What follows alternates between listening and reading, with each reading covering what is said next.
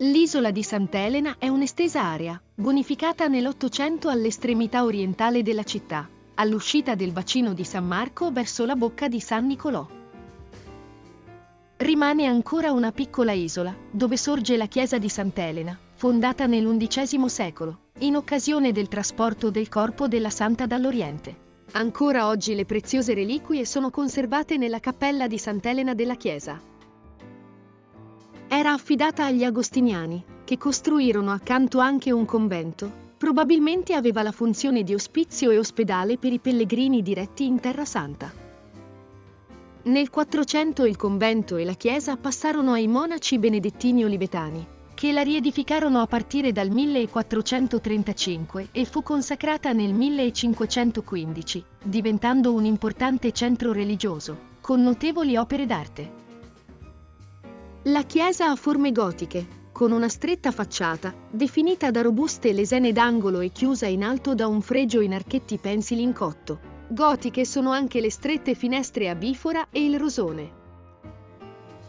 Il campanile del 1558 aveva un disegno semplice e terminava a cupola, poi modificata nella ricostruzione del 1950.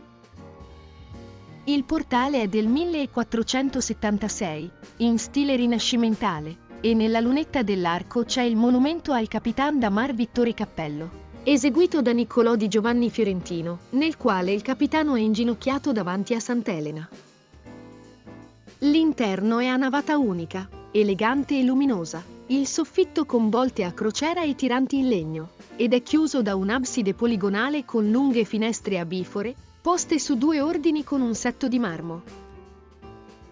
La grande cappella di Sant'Elena, pur eretta in tempi successivi alla chiesa, presenta ancora lo stile gotico. Molti dipinti della chiesa si trovano all'Accademia, mentre la pala dell'altare maggiore con l'Adorazione dei Magi con Sant'Elena di Jacopo Palma il Vecchio si trova a Brera. Al suo posto c'è una copia di quella presente nella chiesa dei 7 fondatori dell'Ordine dei Servi di Maria a Firenze. Un bel polittico che ben si intona all'abside gotica. Suggestivo è il silenzioso chiostro, con porticato e vera da pozzo e una bella loggia al primo piano.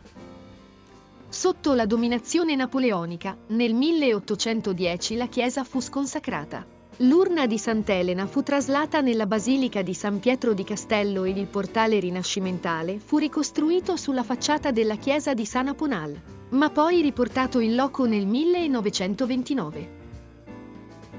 La chiesa fu riaperta al culto nel 1928 ed affidata all'Ordine dei Servi di Maria.